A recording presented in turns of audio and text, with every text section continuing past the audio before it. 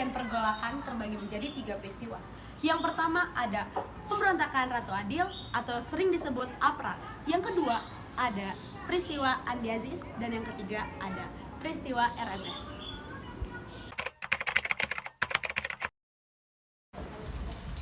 Kamu tahu nggak pemberontakan APRA itu apa?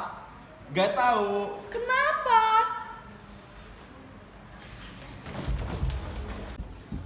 Kakak, pemberontakan APRA itu apa sih? Sini aku jelasin.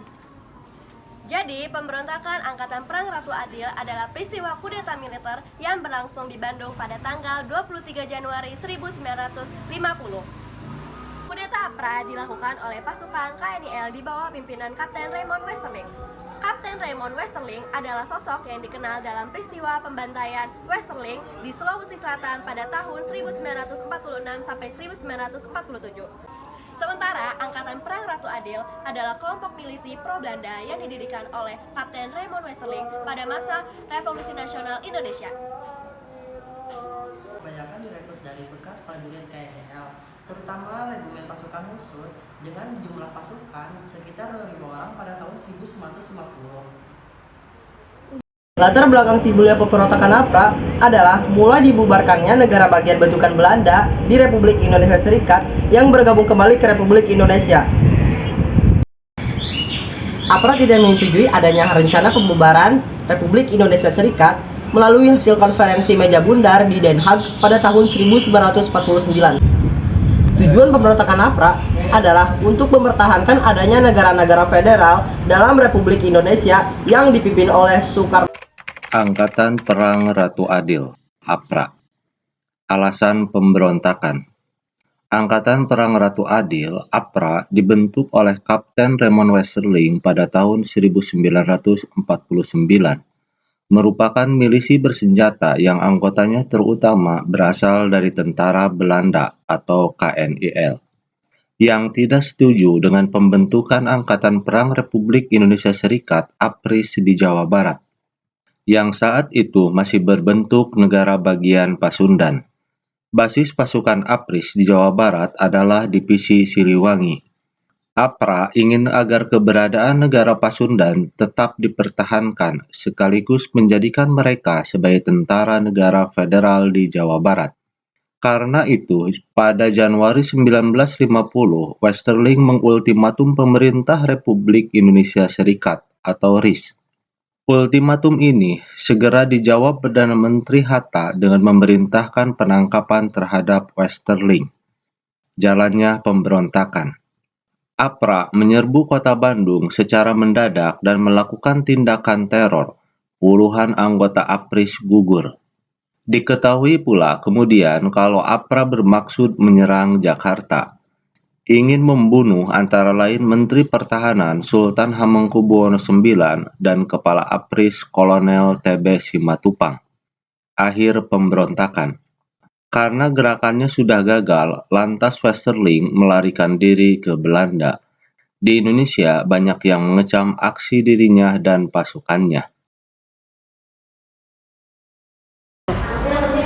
Pemberontakan Andi Aziz terjadi di Makassar, Sulawesi Selatan. Pemberontakan ini dipimpin oleh seorang mantan perwira KNIL pada tanggal 5 sampai 12 April 1950. Kala itu, Andi Aziz tidak setuju dengan rencana penyatuan negara Indonesia Timur masuk ke dalam NKRI. Bersama gerombolannya, Andi Aziz memperjuangkan kesatuan negara Indonesia Timur. Mereka juga menolak masuknya anggota TNI ke dalam bagian APRIS. Pemberontakan Andi Aziz merupakan salah satu pemberontakan setelah kemerdekaan Indonesia diproklamasikan.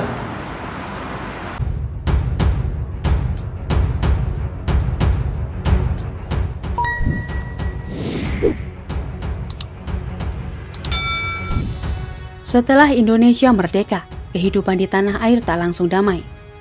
Malahan, muncul berbagai pemberontakan-pemberontakan di berbagai daerah. Salah satunya terjadi pemberontakan Andi Aziz di Makassar. Memangnya apa latar belakang terjadinya pemberontakan ini? Pemberontakan Andi Aziz di Makassar terjadi pada 5 April 1950. Nama pemberontakan diambil dari nama pemimpin pemberontakan ini, yaitu Kapten Andi Aziz. Kapten Andi Aziz adalah seorang mantan perwira tentara Hindia Belanda atau KNIL. Sebenarnya, dia sudah bergabung dengan Angkatan Perang Republik Indonesia Serikat atau APRIS. Akan tetapi, Andi Aziz menolak masuknya pasukan APRIS yang berasal dari TNI ke Makassar. Dia hanya ingin pasukannya saja yang berjaga di negara Indonesia Timur. Namun, keinginannya itu ditolak oleh pemerintah Indonesia. Pemerintah Indonesia tetap mengirimkan pasukan TNI ke Makassar. Alasannya, karena suasana politik di Makassar cukup tegang. Kesatuan TNI atau APRIS ini sendiri dipimpin oleh Mayor H.V. Worang. Tapi, pasukan bekas KNIL merasa khawatir, sehingga mereka bergabung dan menamakan diri pasukan bebas di bawah pimpinan Kapten Andi Aziz. Mereka pun tak segan-segan menyerang pasukan TNI atau APRIS. Pada pukul 5 pagi, Andi Aziz bersama pasukannya menyerang markas APRIS di Makassar. Mereka dibantu oleh pasukan Belanda dan KNIL. Berkat kekuatan yang lebih unggul, Andi Aziz sukses menguasai kota Makassar. Akibatnya, prajurit APRIS atau TNI berguguran dan beberapa orang perwira termasuk Letkol Aji Mokokinta ditawan. Melihat aksi pemberontakan makin besar, pemerintah mengirim pasukan yang dipimpin oleh Kolonel A.E. Kawilarang.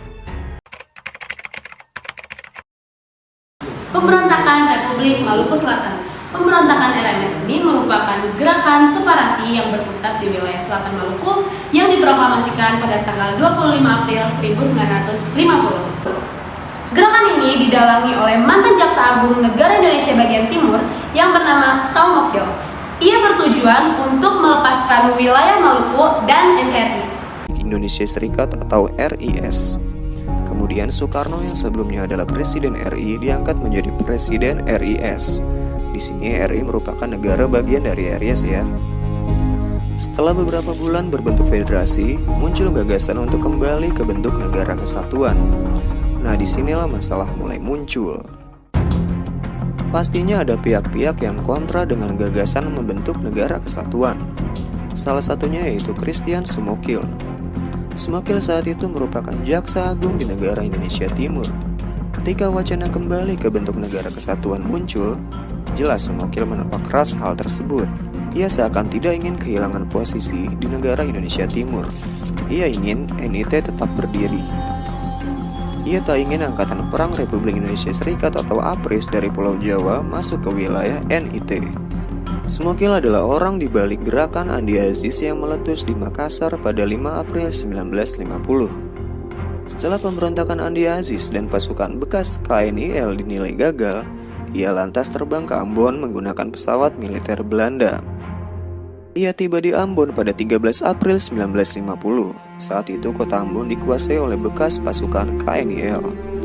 Nah, kalau kalian nggak tahu KNIL itu apa, KNIL merupakan kepanjangan dari Koninklijke Nederlands Indische Leger atau Tentara Kerajaan Hindia Belanda.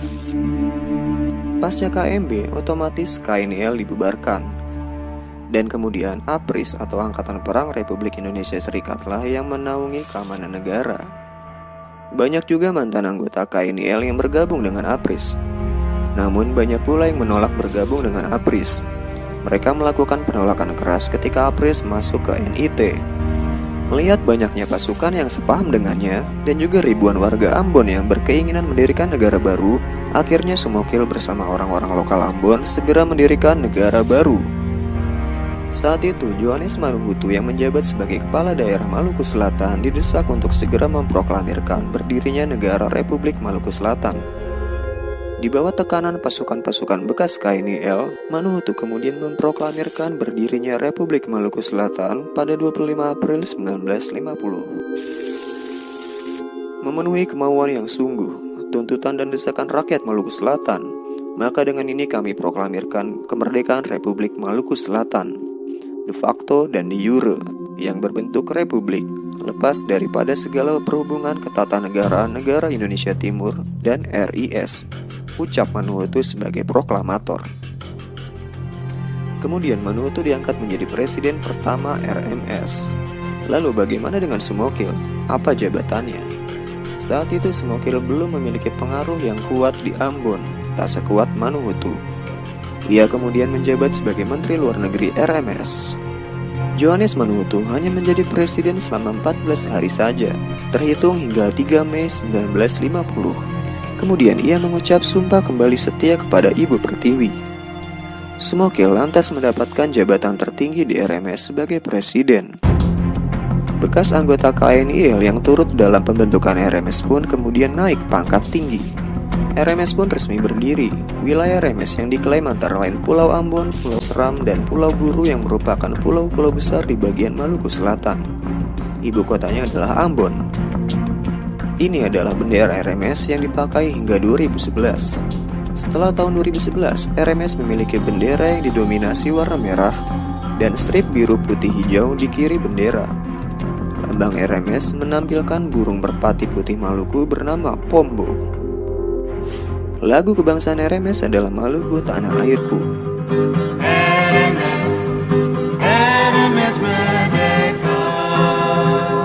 Berdirinya negara RMS tak semerta-merta berjalan mulus. Pejabat-pejabat RMS sadar bahwa mereka akan ditentang habis-habisan oleh nasionalis kaum Republik, dan yang ditakutkan adalah serangan dari tentara APRIS yang akan menghancurkan gerakan-gerakan separatis. RMS pun memperkuat pasukannya.